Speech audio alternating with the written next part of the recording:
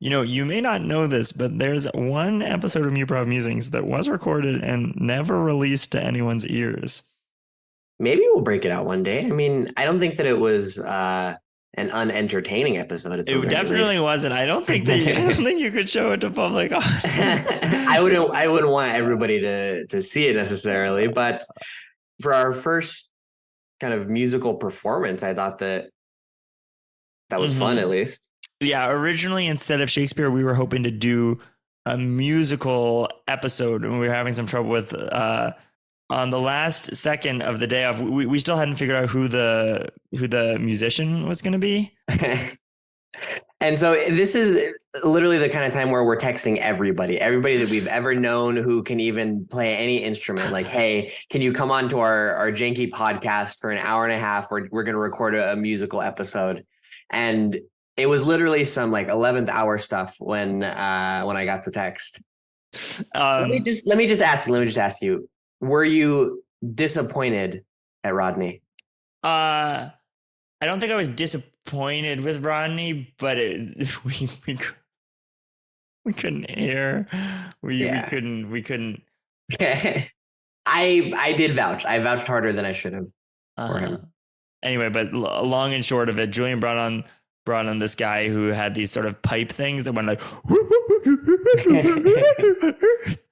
It's very funny how we were able to not consider how goofy the underlying music was and do all of those like hardcore, like kind of breakup numbers and the like I'm leaving for good type of thing. Oh well, but maybe at some point we'll put that out for you to hear. Yeah, it's when we start the Patreon. But we love you, Rodney, or I do.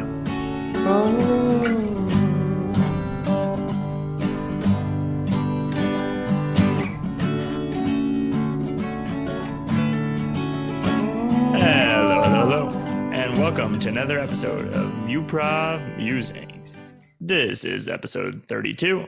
I'm one of your hosts, Hal Munger, and joining me now on the line is your other host, Julian Bernardo. Good morning, America. We are back at you again with your favorite podcast about exactly what we do. How's your morning, Hal? My morning has been okay. I'm still nursing my wounds from this week, but yes. Okay, so let's get into it. This is with respect to the pit tournament, right? Yeah. Super fun, actually. We did very, very well. We came in third, and in the third, we got knocked out in a tie break, which was category die. And I know every state. I got so excited. I jumped the gun, and he said North Dakota at the beginning, and then later he said South Dakota, and I echoed North Dakota. So it was kind of a bait move, right? For your opponent to. I don't think it was an intentional bait move. It just came out. I just got overconfident.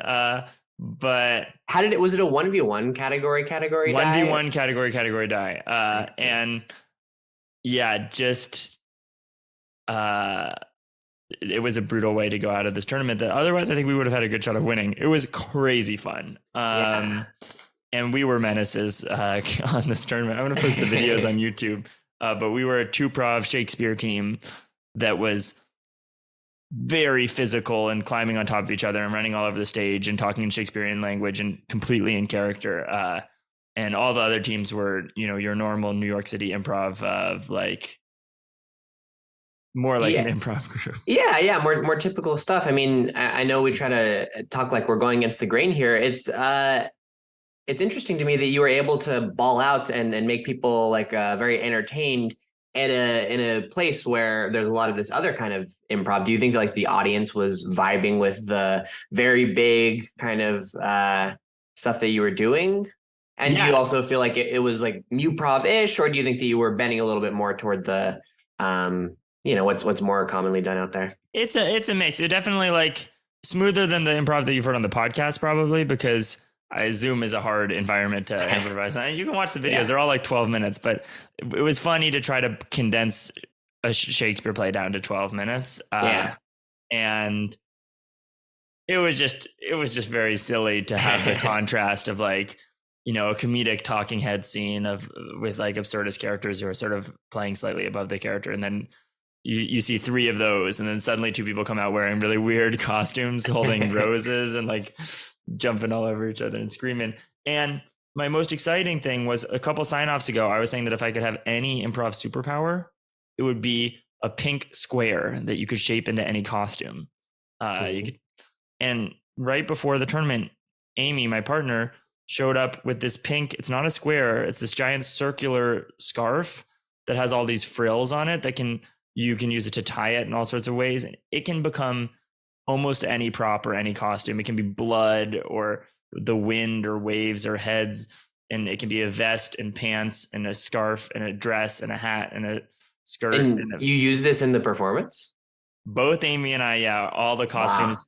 Wow. And for Shakespeare, it was really fun because you often dress up as each other. So you sometimes would give each other the scarf or wrap it around in different ways. And because it's duo-prov, you often play each other's characters. So it was much easier just to put the scarf on in a certain way, and people would know I'm this character, I'm that character.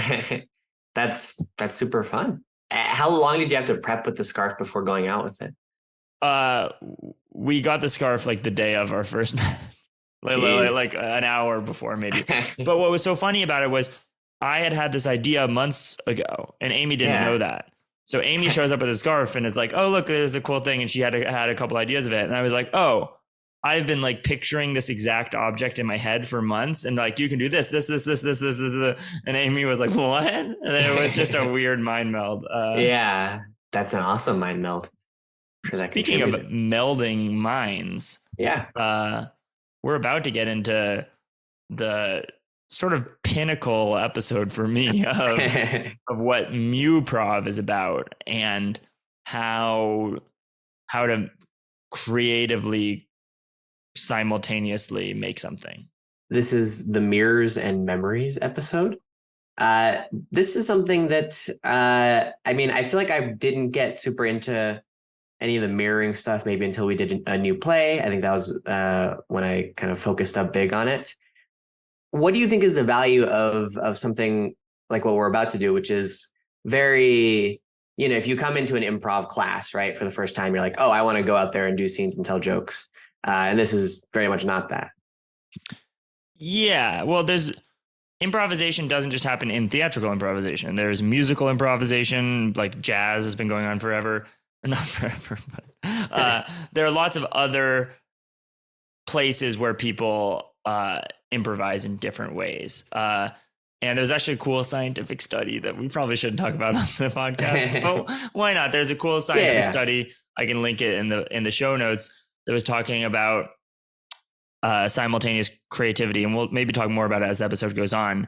But people who have experience playing jazz, musically improvising, and stage improvisers and other people actually demonstrate different results on certain things that ask people to move in sync or collaborate simultaneously. So I think these mirroring exercises can be learned to use the skill of improvisation writ large rather than improv comedy, improv theater, improv music, or any of the other. Interesting. So this gets to the core oak tree that all of our improv fields branch off from.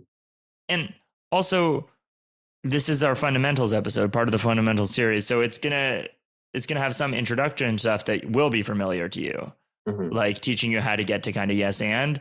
But yes and is kind of the middle step on the journey. But what's the starting step on the journey, Julian? What's the, when you've TA'd Taps 1 to 3 a lot of times, what do people when they're first starting out trying to do scenes and working together? What is the first no-no? Yeah, so the first no-no, and hopefully something that a lot of people are already familiar with, but it's okay if you're not, is to try not to block your scene partner. And if you know what that word means, you know exactly what I'm talking about. And if you don't know what it means, when you are doing improv with someone, you are collectively creating characters on stage, a situation, a relationship, all of that. And one of the most important things in order to make that feel real and for both of you to be able to continue to live in this reality is to not deny the facts that the other person is stating about the reality that you're living in. Is that a broad enough definition of block for you, Hal? Yeah, I agree with that. But also the motivation for blocking is oftentimes that you had your own idea, right? Yeah, exactly. We're doing a scene about wizards, but I actually really wanted us to be knights, and so when you point your wand at me and say, let's begin our wizard duel, I say, why are you holding a wand? We are both knights, and we're about to fight with swords. Yeah, or even just what you're holding out is a sword. Yeah, and to flag exactly what we're talking about here, throughout this episode, we're going to be kind of interlocking these two things of just doing scenes or just generally like performing improv at various levels of this like yes and or like block or that kind of spectrum, and comparing each of these to a way to do kind of a mirroring exercise that reflects this style of doing improv. Starting into the first mirror is basically ignoring your partner or doing things that are different from them, which is its own skill. Like being a creative person who can dance by yourself in front of people is its own fun thing. It's just not. Yeah, I mean, improv in all of these ways is kind of inherently collaborative. That gets into this kind of, I guess now is the time to explain memories, Julian. I'll explain how they work and you explain why we use them. So some of the things you might do very early on in an improv class is like a shared fake memory, where you and some partner are collectively recounting something that happened to both of you. This is like, in some sense, kind of the first like scene you're doing or the first like reality that you're creating in a lot of these improv classes. But it's a shared fake memory between the two of you. And why do you find it valuable for these intro classes, Hal? Because you can still kind of be yourself, but it doesn't require you to play any characters. It doesn't require you to do any of the scene work and have any present tense things. It's more like you're just telling a story back and forth and sharing control over a story. Yeah, we isolate this part of your brain that is just trying to create new things that aren't true. And we hold still all the other things like playing a character, being on stage, all of that, because we'll layer that on eventually. But right now we're just focusing on the pure coming up with things that aren't true.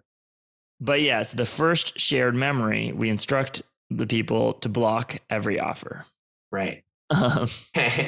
So now we are going to demonstrate this for you, and to put into your mind exactly what we're doing here, we're going to do one of these quote unquote broken mirror exercises. This is where we're mirroring each other, but actually not paying attention at all to what the other person is doing. So this is like the mirror equivalent of a scene where you're just entirely blocking your partner. And then we're going to do a shared fake memory where we do exactly that, block everything that our partner says. All right. Audio mirror. Let's try an audio mirror. Do whatever you want. Yeah. Gabba, gabba, gabba. Goo boo boo boo. Bop, bop. Skibidi, bop. Skoo boo. Skoo boo. Scat up. Baha, baha, baha. Gar, gar, gar. All right. And now we're going to try to do a shared memory where we block all the offers. Hal, do you remember that time back at Stanford when I really wanted you to get me that Panda Express? No, you didn't want me to get Panda Express. You wanted for us to go bowling. Oh, I actually don't think I ever really wanted to go bowling. Yeah, I think it was maybe Panda Express I wanted, and I was bringing it up because that was the year where you really wanted to ride all those bicycles. I don't really like biking, but I do have a big memory of being in a bowling alley with you and putting on really funny shoes. I don't really think that's something that happened. I feel like I don't know that I've ever worn like the bowling shoes. Well, I've never been to a Panda Express, so I don't know what you're talking about. Well, you got me the Panda Express, and I was like, "Oh, thank you so much. I'm so hungry." I couldn't have. I was spending so much time bowling then. You get the idea. It's not really a good scene. Yeah, right. Like it was just us two yapping at each other. There's no world that's being created. No shared reality. And this is the sort of classic intro thing, which is you have people are already going to be trying to do that kind of stuff in scenes, but if you intentionally have them do the wrong thing and feel how bad it feels to be in the scene, then then they will be able to think when they're accidentally doing that, like, oh, I'm being like the bad thing I just did. Yeah. And yeah, the broken mirror. It was also just we weren't creating anything together. Yeah. Did you have fun singing your own thing? Like a little bit. I kind of liked it. But I didn't like that you were doing your like the fact that we were doing different things wasn't making me happy. Yeah, it's annoying to have the other person not. Yeah, exactly. All right, let's get into the next one. Okay, so you've cleared stage 1. All right, you know how to do a blocking mirror or a blocking shared fake memory where you are not where you're blocking everything. But what's next? The classic mirror. This is one person is leading and the other person is following. So everyone gets broken up into pairs, person A, person B. And what happens? Yeah. So when you're actually doing this in an in-person course, we'll stand in front of each other, assumedly starting in some neutral position. And at least at this point, we will pick someone to lead, correct? Mm-hmm. So you'll pick one of the people in your pair to lead, and whatever that person does, the other person who is not leading will like physically mirror the movements that they make. So person A who is leading might like extend their hand out to the right, and then the person mirroring them does the exact same thing with their left arm, so on and so forth. All right, Julian, do you want to lead an audio mirror? Yeah, let's lead an audio mirror. I will, at least. Boo. Ooh.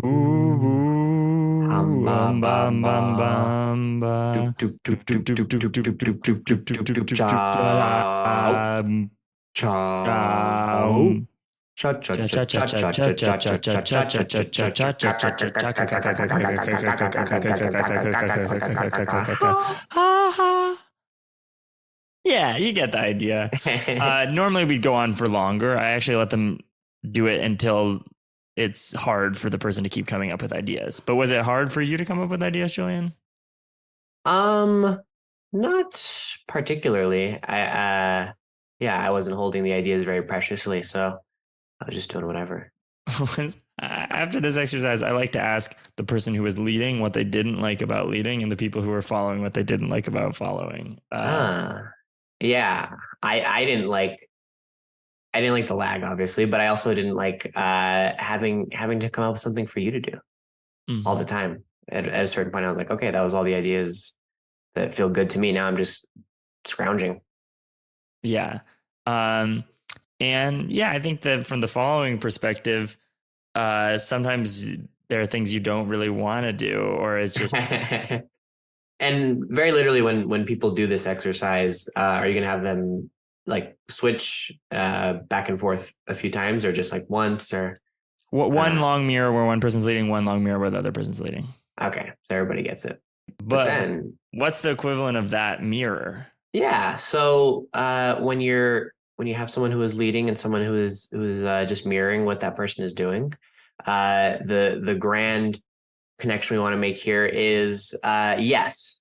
So not the full yes and, but if you have a scene where someone is just playing and yesing the other person, they're not adding new things, but they are accepting everything else that the other person puts out there.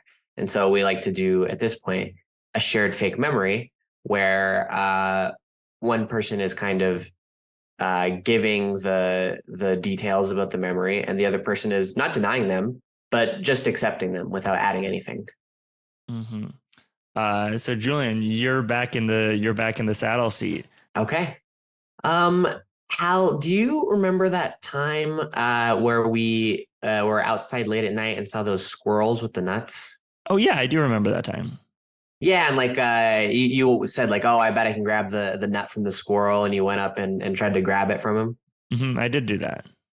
Yeah, and wasn't it pretty wild when it started crawling all over you, up your back and whatnot?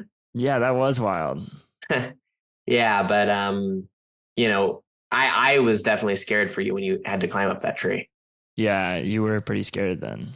Yeah, it was terrifying, to be honest. I feel like it was likely you were going to fall out, and I was afraid of the squirrels coming back and maybe getting me. Yeah. Yeah, that was a fun time, right? Yeah. How'd that feel, Julian? And I hate it. I hate it. It's the worst. What do you mean? I gotta say all these words. No, yeah, exactly. It's there's almost something nicer about when you're blocking me, like in our other memory, because at least you were giving me something about this bowling, even though I wasn't allowed to go along with it. And this is like an interesting space though for people to think about playing in, right? Because with the blocking, we want people to actively not do that, right? Like it's almost never good if somebody is playing in that way. But with the just yes, maybe I'm shooting too far down the road, but I would say that there are times where I might recommend that people play in that manner. Like if you come in to a crowded scene and you know that you're not supposed to be the focus, maybe the way that you should be thinking about playing is in this yes area. How do you feel about that, Hal? Yeah, I think even the blocking, sometimes you play in that manner. I think that, but, and that's kind of what, when I teach this class, I am someone who's not always the biggest fan of the term yes and, or even that as the mode of communicating. So I try to explain that there are these 5 different ways of playing. Yeah. But if you block, also, no one will want to play with you. I think they're supposed to get increasingly more fun, and for me, they get increasingly more fun as they go. Like I find yes and to be more fun than blocking or just saying yes. Yeah. So the next stage that we're going to enter is yes, but. What does this mean? Yes, but we're replacing this and with a but. Oh yeah, I forgot about this stage entirely. Oh yes, but in the mirror is this idea of you're both going to be try to be the leader. So you can even whisper to both people, you are the leader. Yeah. And how do we make sure that this exercise like doesn't just revert to the blocking exercise where each person is just doing their own thing? Like what would you say to people going into this? The goal is still to be mirrored. So the goal is still to kind of be mirrored, and you say like you still want to try to be in sync or kind of line up, but whenever you can, try to make it so that you're in control. Yeah, primary goal. Yeah, if you don't mirror, you have failed as a pair. But if you do mirror, whichever one leads more is the winner. Do you want to try this kind of thing, Julian? Yeah, let's try. Audio. Yes, but. All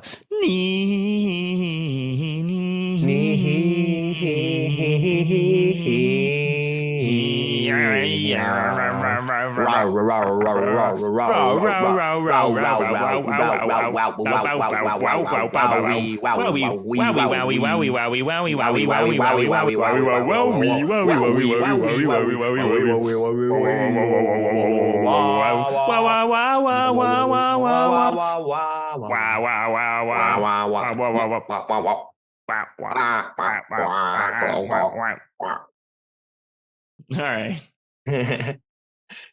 That was kind of fun. Yeah, it's kind of fun. Yeah, there's something dueling there.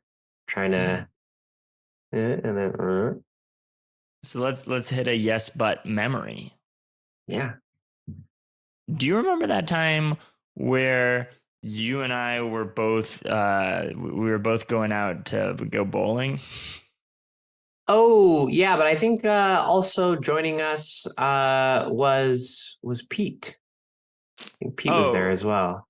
Oh yeah, but he was feeling pretty sick, right? So he didn't talk that much. Oh, yeah, no, I don't think you're right. Pete didn't talk that much, but yeah, I remember the 3 of us going and bowling, and then we also maybe went to the restaurant before the bowling alley, right? Yeah, but we weren't there for very long. Yeah, but yeah, it was real fun afterwards when we went home and played those video games. That was my favorite part. I didn't really remember the bowling that much. Yeah, but I don't know. I was we were still doing Wii bowling on the video games, right? Yeah, but we switched around. It's played out in different ways. You get the idea. That one's cursed. Yeah, that one is cursed. My agenda was bowling there, and Julian's agenda, I guess, was anything but bowling still. But we were still agreeing with what each other was saying. Yeah, and that one, yeah, it's just kind of painful to watch, to be honest. But honestly, it is I feel like a very natural way for people to play initially, because I think that anytime you're starting out improvising, you've got this sense of like, I should be getting my ideas in. And one of the easiest ways to do that is, someone throws out this thing. Oh yeah, I'll accept what they say, but let me just kind of make sure I am part of that too. All the time I see people think up some idea in their head that they haven't conveyed to the audience yet. And then when the other person comes on and says something totally different, rather than throwing their idea out, they try to make them both work, or like they can't let go of that idea that was in their head. Yeah. And it leads to these really funny, weird scenes where you're like, unforced error. Yeah. All right. But next up is the pinnacle of modern improv, the one everybody loves so much. The most touted phrase among people who know what improv is, but honestly, just people who know what improv is, period. I was going to say know what it is, but don't do it. But people who know it love it too. Yes. And so, yeah, I mean, if you've heard this before, you probably know, but the mantra behind Yes And is you are accepting everything that your partner is giving to you, and you're building on top of it. So you're both accepting the reality that they put forth, but you're helping them out by putting something that you have into it, essentially. And this is the first one where the zoom lag in the mirror might really hurt us, because we're trying to do it well. But in the mirror exercise, how this works is this idea of switching back and forth control. So you add a little thing, and then the other person takes it and adds their own thing back and forth. And you can start by calling switch, switch, switch. But then eventually you make it so that the people are trying to seamlessly switch, so the audience can't even tell who is leading and who's following, or when the switches are happening. Yeah. And it can get very fun to watch this. I think this is the part where this one and on, it's like, they're actually doing something interesting with the mirroring. That's fun to watch. I do think that the mirroring exercise can be like a diagnostic exercise as well, where if you go around and watch it for a bit, you can see maybe if some people have issues with some parts of it. It's hard for them to give up the control, or it's hard for them to like take the control or anything like that. Do you want to try this type of mirror? Yes, I would love to.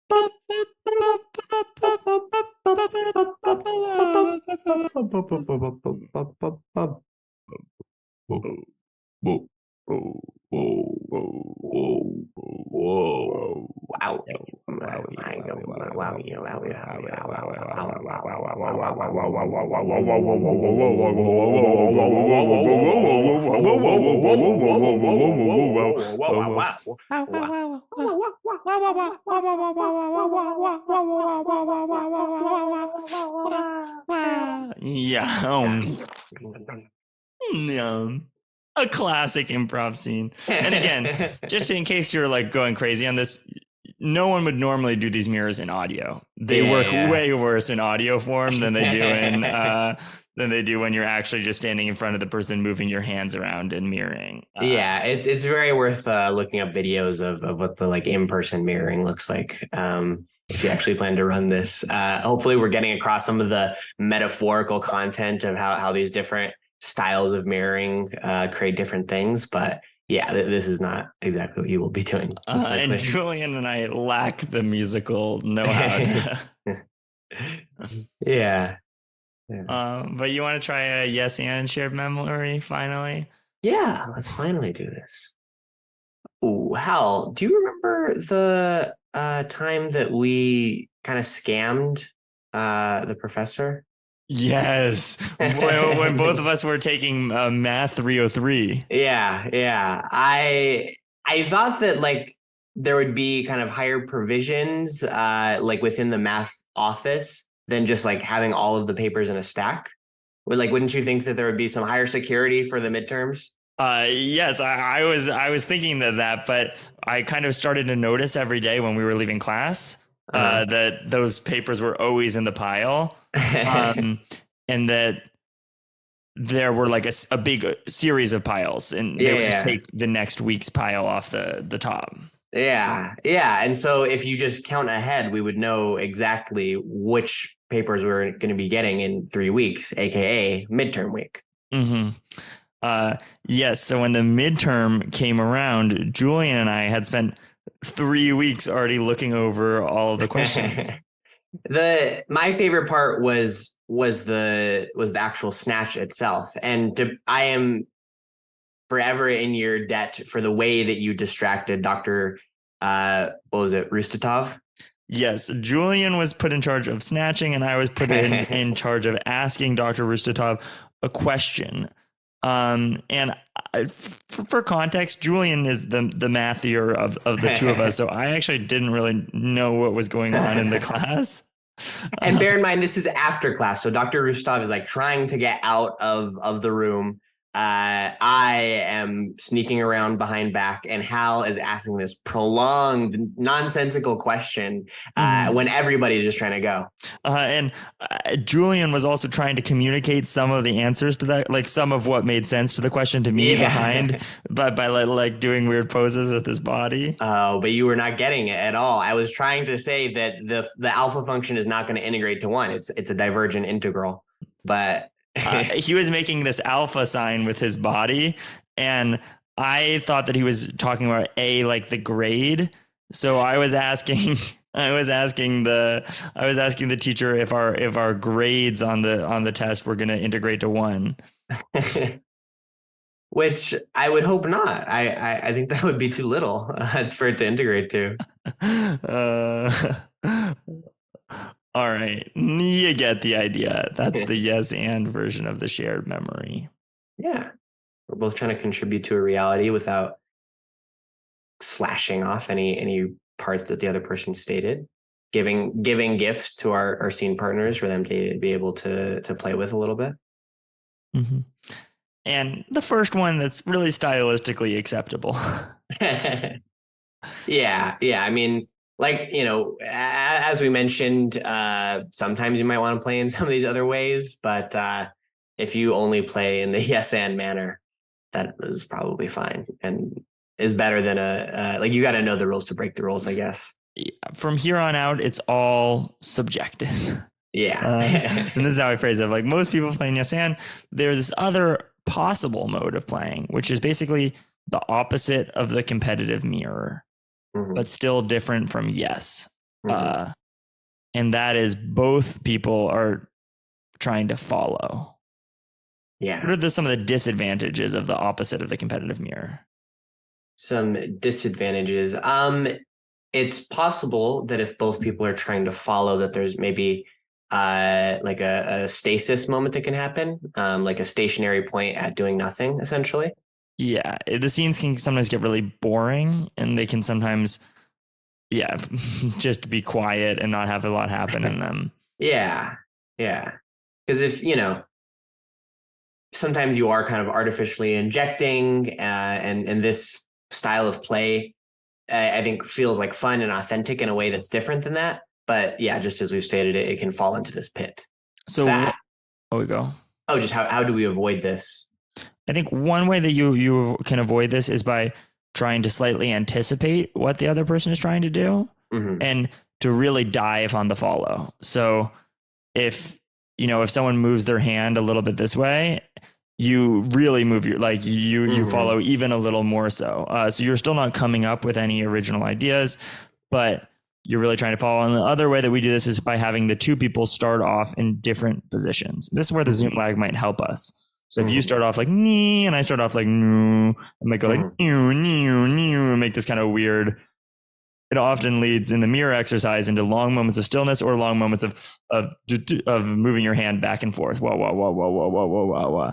And it's much patient and weirder. And I often let this mirror run for like 5 minutes or something like that.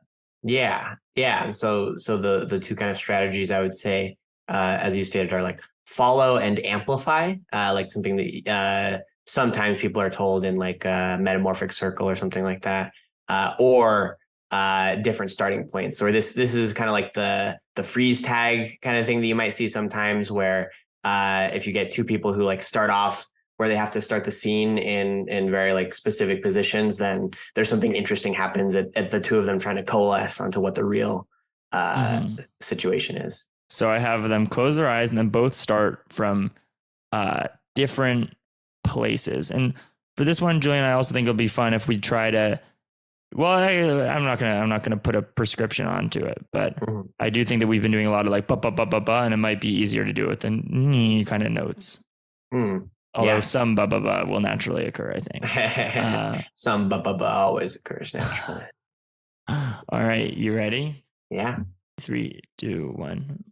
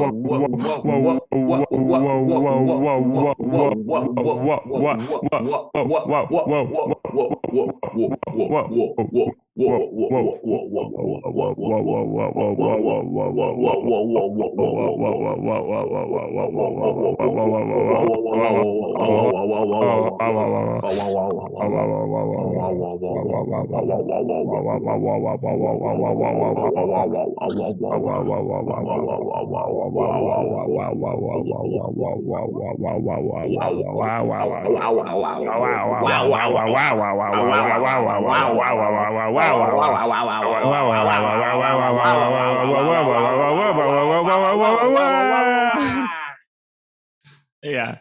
And for that one, we didn't mention it, but incorporating accidental movements is also part of it. Like if you ever hit a stasis point, where what I try to do is to notice how even more where you're both still, like if you see that there is some difference between your stillness and the other person's stillness, you try to move your hand slightly.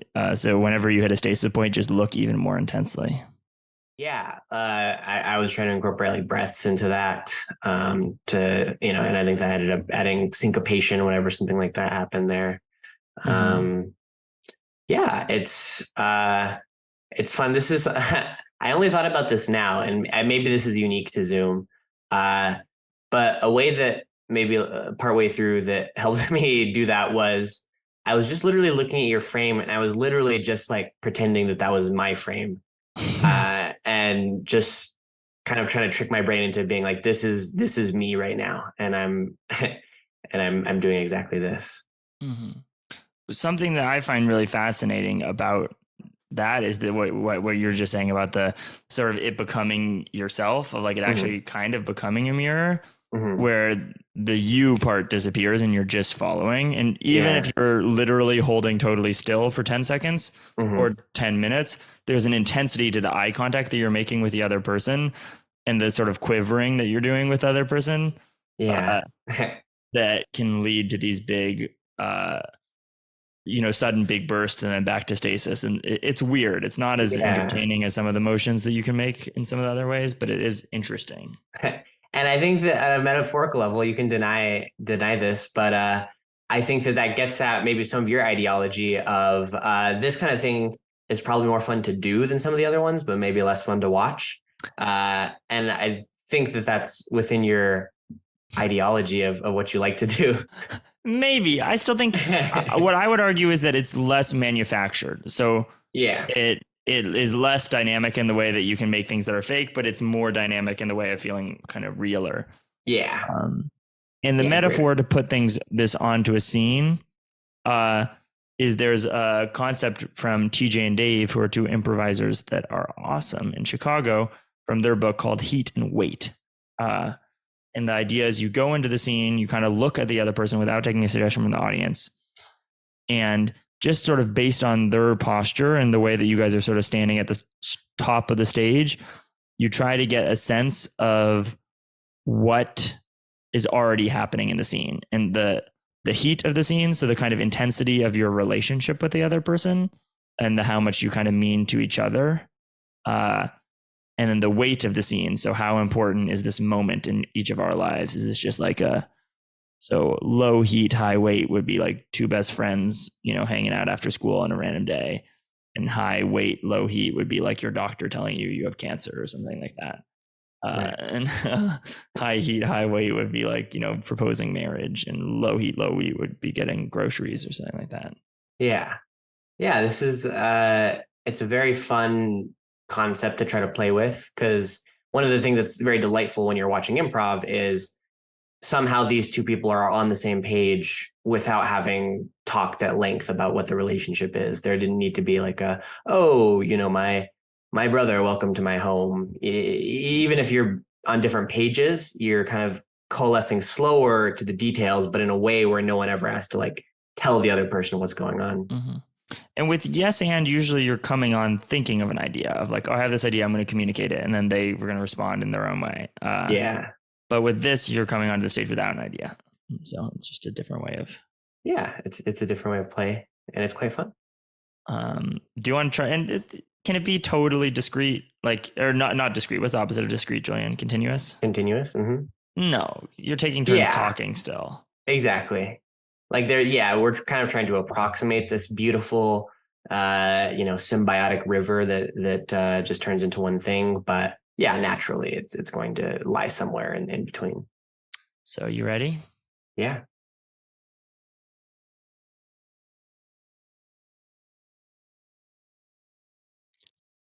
You seem bothered. Not bothered. I'm just kind of watching. Mm-hmm. Yeah. I don't want to make I don't want to make you worry about me. I'm chilling. Yeah. I'm sorry that I get so worried. No. It's fine. I just need to adjust in my head, because if I was acting that worried, then it would be because something like crazy is happening, not just, Yeah, I understand. I just need to adjust in my head of like hearing what's going on in your head. Yeah. Or like hearing what you're saying and not trying to project something on top of it, because that's just something that I do. No. Hey, you don't got to feel bad because you've identified it and you're trying to get around it. But yeah, I don't know that even kind of sitting around and thinking too hard about it is going to help you. You want me to get you anything, or I don't know, want to? I'm all right. I feel like you're still judging me for this. No, it's truly no judgment. I mean, I know it was a big reaction, and I am, it's a reaction. That's all that it is. I'm happy to kind of figure out what way I should be acting, I guess. I'm sorry. And it was an invasion pride versus, like, it didn't even cross my mind that it would bother you if I was kind of watching you a little bit while you were sleeping. Nah, it's like, it's hard for me to even say right now that I'm bothered, right? It's just one of those things that it sits with you for a little bit and you think about it. And uh and yeah, I don't know. It really need not be blown up. I'm fine. We're fine. It was nothing. You didn't do anything. You were just, Well, if you wake up, you wake up. There's no law about what no, you can look no, at. you did wake up, and I'm sorry for scaring you. No. It's look, Um, maybe would you be freaked out if you woke up to not that? that freaked out. I wouldn't go. "Ee!" Okay, but you get it, right? You get the shock. Yeah, I get the shock, but you didn't have to take it out on me. You're right. I'm sorry. And And scene. scene. Yeah. Scuba Juba. Yeah, there's still a pressure against hedging of like you can easily get in this thing where the shared memory where neither one of us wants to say what happened in the Yeah, memory. that's the thing. So you're big improv at the speed of life, crumba to the jumba. I personally, yeah, that's my major weakness in this style of play is it's hard for me to enter this mode without kind of hedging. I guess it's hard for me personally to know when to add like a real detail versus when to stay in the kind of liminal space. I think one of the things that I do for this kind of scene to force myself is to start thinking of like, how's Julian feeling? What's the emotion? And based on what Julian's feeling, like if I looked how Julian looked, what might I be thinking about still? And I got this sense that we were romantic partners. Yeah, like newish probably though. Uh-huh. Who were kind of working out, like this is the kind of talk you'd have with someone who you were in a relationship with. Like, I wouldn't bother having this kind of conversation with a friend. Yeah, exactly. Like we were like eating cereal or something. It's been like, maybe an hour or two since the incident itself. Uh-huh. And then the initial conflict of the scene was that I'd been looking, or like it started with me, you look bothered and like looking at you in this kind of intrusive way. Uh-huh. So that suddenly made me think of like, oh, maybe Julian was mad that I was looking at him at some time. Yeah. And that's why I said sleep. Yeah. Yeah. No, I think that's just the natural thing of it is like once, I guess it's not that you can't come up with anything, but rather like the things that you come up with should be kind of deduced from the facts at hand. Would you say that that's accurate? Mm-hmm. Yeah, like the first thing was you look kind of bothered, so I just said you look bothered or whatever, went back and forth, and then it had happened earlier. Yeah, and et cetera. Like in the way things pieced together, then it slowly was like, oh, at this point, it seems like we're. I certainly didn't come into the scene thinking we're romantic partners and I want you to sleep or any of that. Yeah, totally. Yeah, and that's the fun of it is a scene like this. Neither of us, I think, had any conception of what it was going to become. Whereas sometimes you come in with a premise where you're like, oh, I want that person to be sitting there, and this is going to be a fun scene where they're the boss, and I want something, and they're not going to want to give it to me. And both of those scenes can be delightful, but there's just something, maybe that gets a little bit more to the core ethereal improv oak than some of those more thought out premises. All right, you ready to get into our final mirror/memory combination? Yeah, I'm super ready. And this one breaks the mirror in some ways. Yeah, so mirror, right? Reflection. You're doing exactly the thing that you're seeing. But more generally, what we've been doing here is just thinking about how what you're doing relates to the other person, and in particular, building up toward first being able to reflect exactly what that person is doing, and then being able to both reflect and amplify. But kind of in our conception, there's a way to go one step further than this. And this is the illustrious, mysterious shape dance. Shape dance. This is a Matt Chapman exercise that kind of changed my life.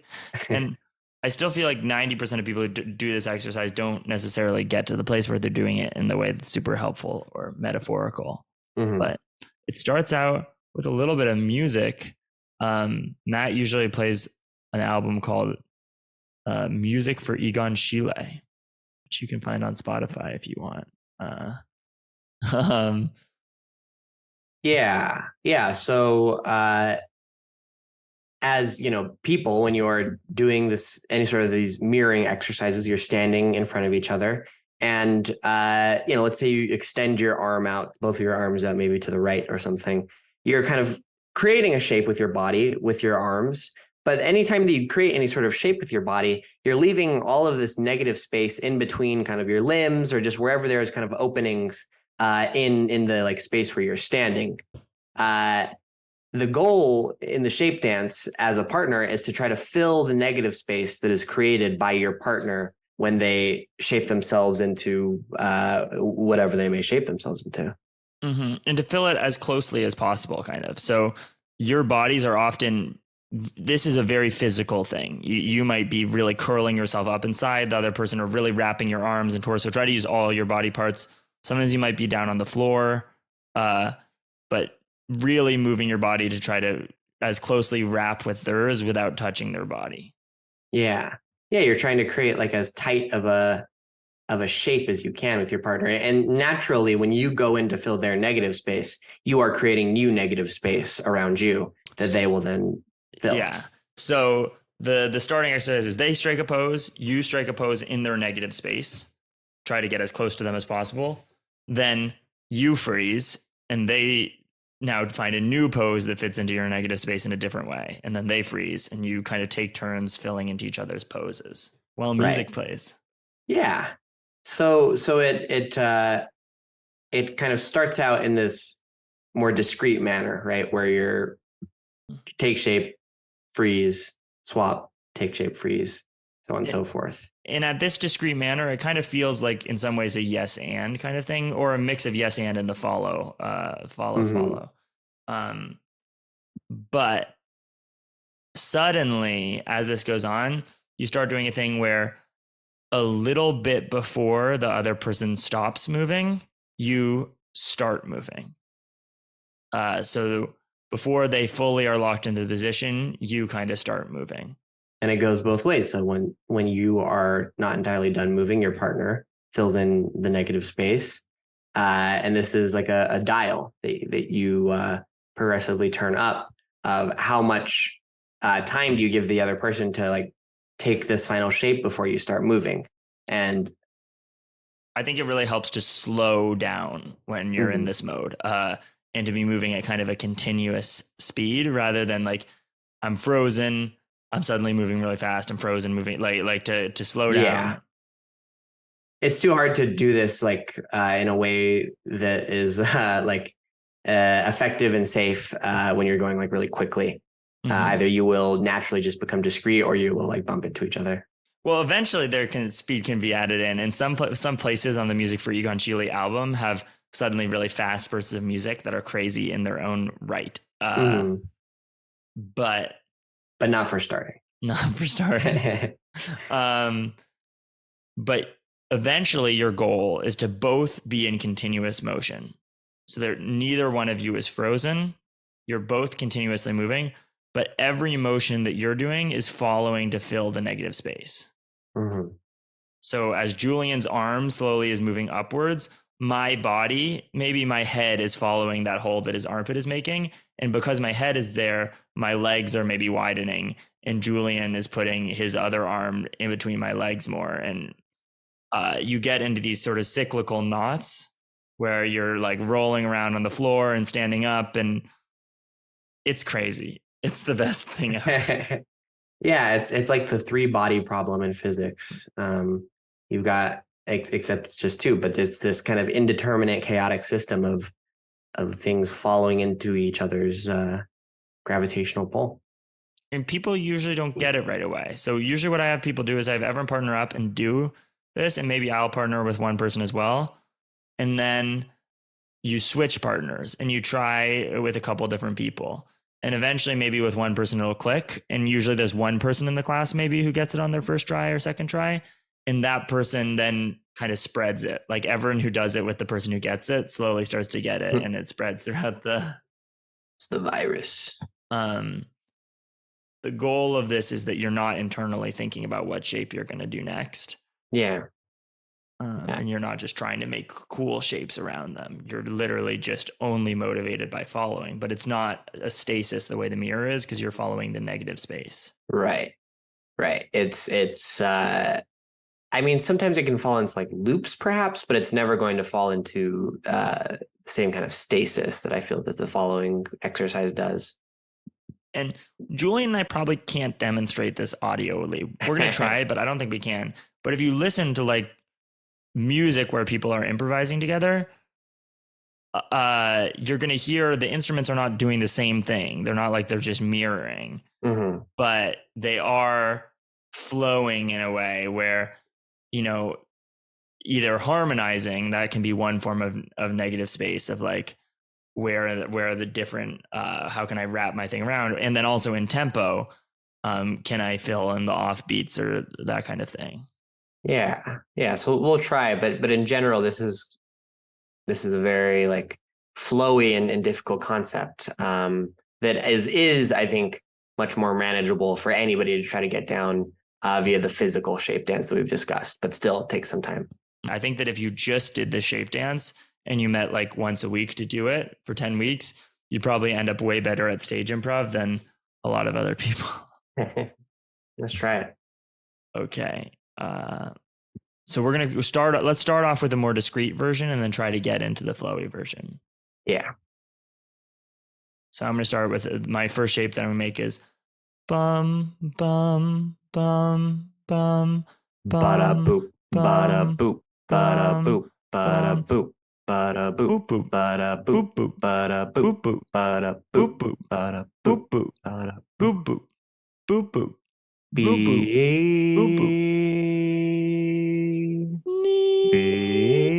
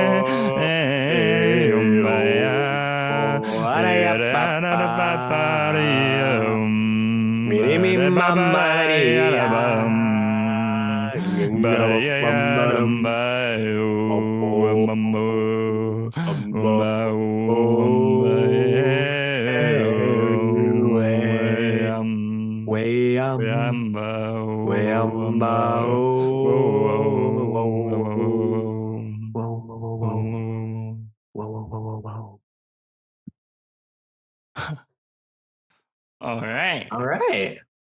That was fun. That was something. That was cool. I had fun at that. Yeah, totally. It's like this an improv class is the perfect place to kind of do some of these things that give you that spark of wow, I'm creating something with my fellow scene partner that's like different, new, and interesting, without the pressure of it having to be something that you were trying to put up in front of an audience and like have people pay for. Like some of the most fun and like most important moments you'll have in your improv career are the moments where you are starting to really fall in love with it. And stuff like this where, oh, wow, I had this really awesome moment, but it's kind of hard to explain to someone, and I wouldn't want to sell tickets to watch this. Those are vital. Mm-hmm.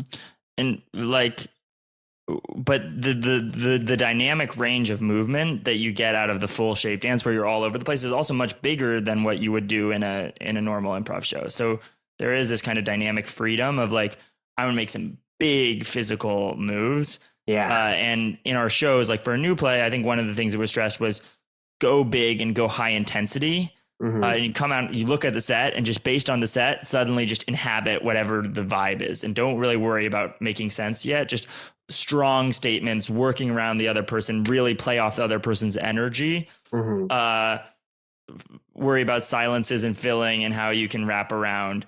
And I would say really what you're trying to do is emotionally do the shape dance, right?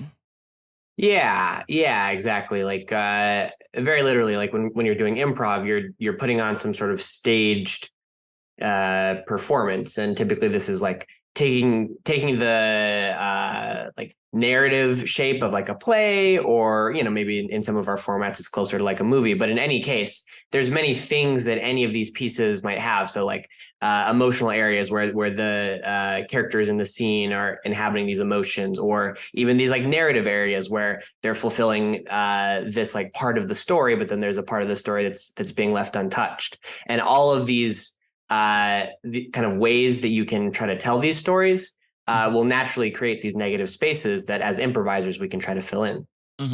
So like if you walk on stage and you're feeling very angry, let's say Julian comes on angry, I might see that angry shape, and a shape that makes emotional shape that is in the negative space of angry might be like upset or sad or hurt because Julian is angry. And then Julian might see that his anger is hurting me and then feel concern for my hurt.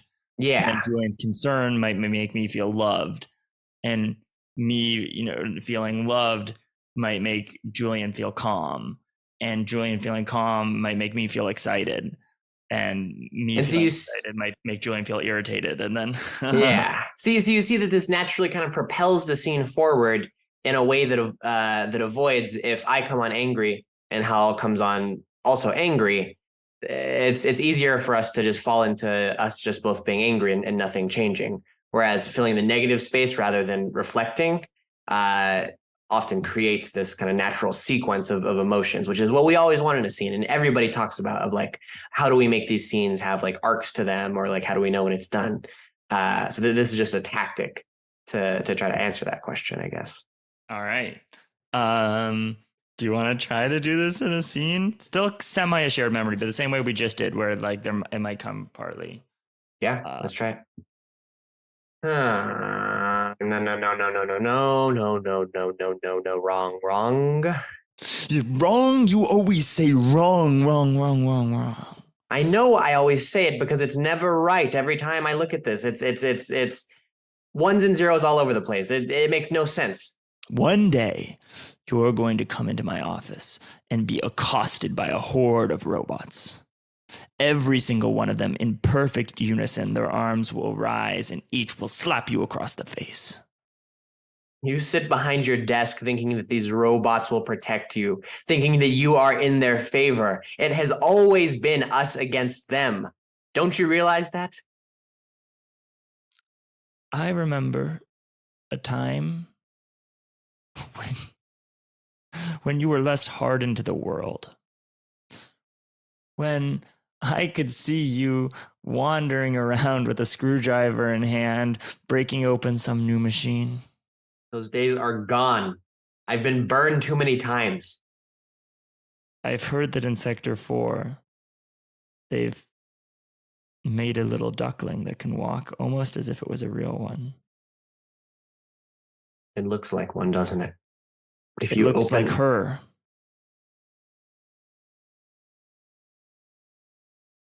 I'll bring them to you.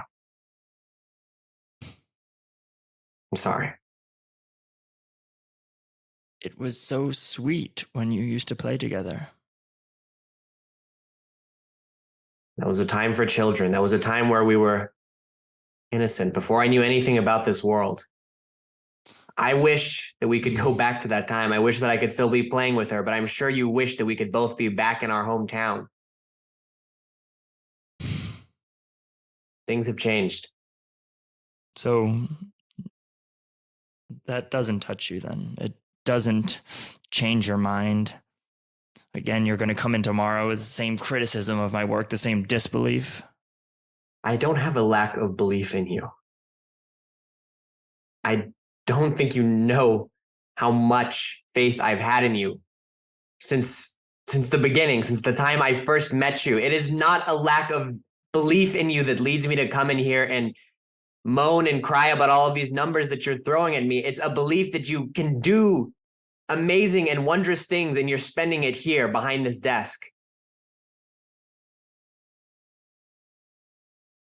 Potential. Does that mean anything to you? I don't view it as a waste. Okay, how did that feel as a metaphor for the shape dance? I feel like we sort of got some parts of it, but not other parts necessarily. Yeah, I feel like I at least kind of lost it at a certain point where I was more in the just trying to think about the being in the character rather than thinking about the negative space. I think early on I was thinking a little bit more about the negative space within this scene, but then stopped thinking as much about it. I feel like where I lost it was in moments when I found myself not looking at you or getting into my head or into the logic of what we were saying. Yeah. Rather than have it being based on the negative space of what you were saying. Yeah, exactly. It's easy, especially when you're trying to be like, oh, I want everything here to be consistent and realistic and whatnot, to get your head too much into the details of the scene, when probably most people aren't going to remember most of the details of the scene. It's funny to do this in an intro class. Yeah, but I agree. It's funny, but it's also, this is a nice skill to learn early on, right? Because I think a lot of people get pretty far without practicing any skill like this. Mm-hmm.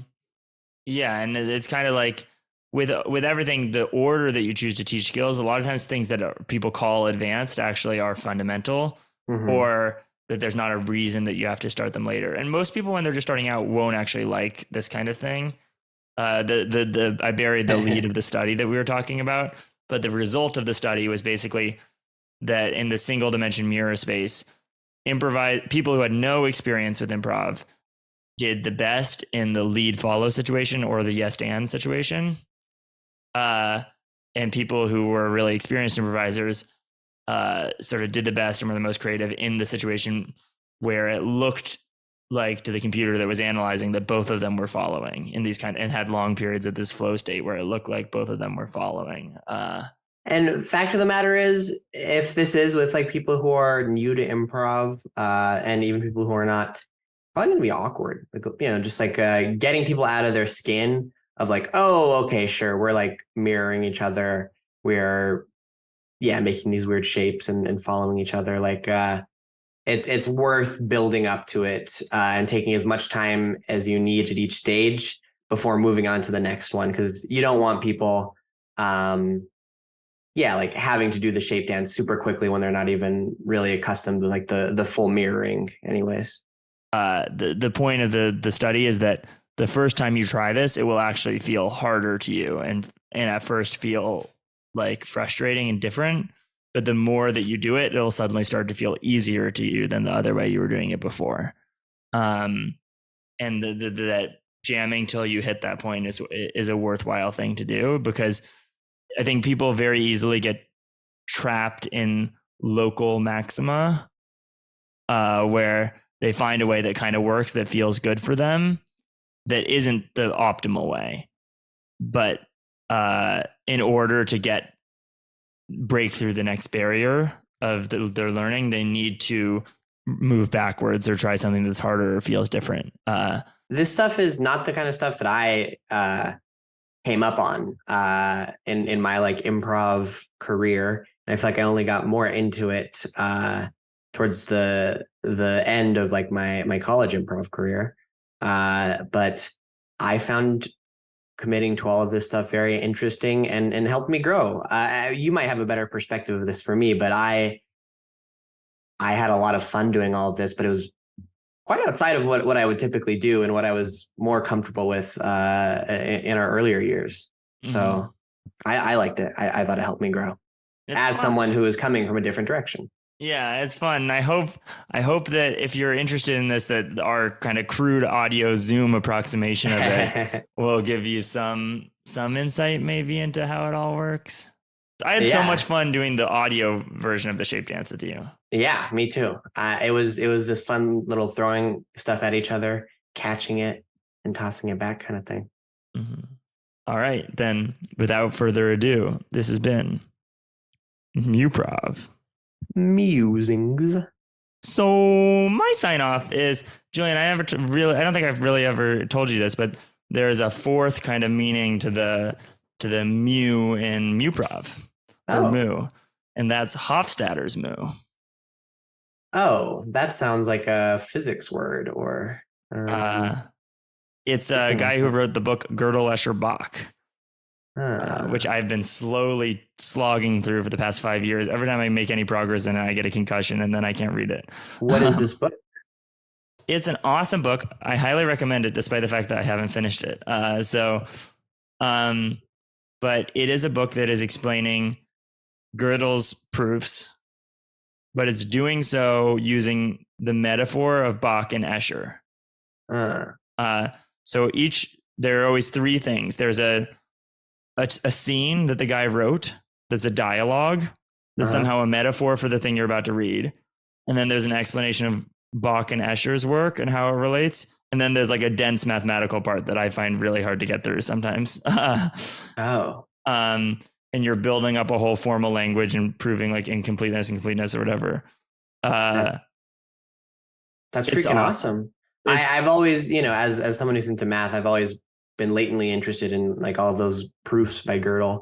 And to flag for any listeners, these are like very interesting and mind-blowing results that Gödel has about like the limits of mathematics and any sort of like formal logic system. That's awesome. It reminds me of it's by Euclid, I think, but one of those early math books that's presented as like a dialogue between the teacher and students, and it's building up the basis of like geometry. But I didn't know that there was something like this. Yeah, but it's sweet. So Escher is very negative space oriented. If you have any Escher, that's huge, of like these images where if you look at that negative space, it's one image. If you look at the positive space, it's another, or tessellations of like, this is a camel tessellated with a fish or whatever. Yeah. And Bach is also, it has a lot of that negative space stuff. And the system that you build up involves letters of M, I, and U, which I like I, improv, and mu. And you're trying to generate, you got to read the book. But at some point, then he combines that with the Zen mu, and talking about all these Zen principles of nothingness is moving into. It's awesome. I read the first half and that's where it ended. And then I got to read the second half of the book. It has part 1 and part 2. But highly recommend it. If you're not a math person, just skip over some of the math stuff. That's awesome. I'm interested in this now. Yeah. Or does any of your math stuff, does any of the improv stuff ever creep into your math stuff, Julian? Any of the improv stuff creep into my math stuff? Like in a soft way, I think that I think about it a lot in terms of how I like do math and how I like try to solve math problems as being more generative than other people. I think that that's a skill that is helpful in math, is being able to just start to write a proof without knowing what it's going to be, and it'll usually be wrong, but it'll get you closer. But not in as like probably metaphorical and intertwined of a way as this stuff seems to be. What about the other way around? Math for improv? Yeah. I think it's very helpful for me when thinking about if this is true, what else is true in the improv space, and I think that also mostly helps in a softer way of I try to, whenever having like a meta conversation about improv, make my terms very clear about what I'm referring to, and just discuss the underlying improv concepts as if they were, or rather with like the rigidity of some math discussion, so as to Sometimes it's helpful to detach a bit and just say like, oh, that wasn't like you being bad, but like every scene has a concept of how, high energy it is, and that was a low energy scene. So trying to put the formalism around it, I think, is helpful in discussing it for people sometimes. Yeah. And just the stuff you establish at the beginning of a scene being the kind of axioms that you then... Yeah, true. Very true. Mathematics. Mathematics. Mathematics. Mathematics. Mathematique. All right. Is this a good introduction? We've been recording. Yeah, huh? I'm gonna stop the recording. Is this a good introduction? Yeah, damn bad. Yeah, I think so. Oh, can't you see me now? Can't you see me now? Like you did back then. Can't you see me now?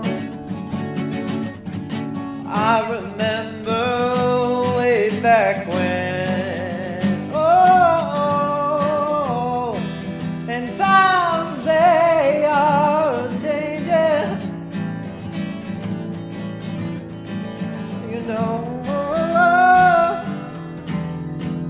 Things are rearranging. Can't you see me now? Can't you see me now? Everything is changing. Can't you see me now? Can't you see me now?